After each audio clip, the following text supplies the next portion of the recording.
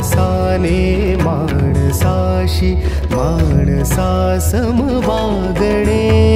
हीच आमुची प्रार्थना, हेच आमुचे मागणे.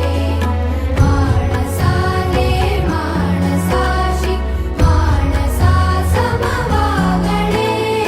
हीच आमुची प्रार्थना.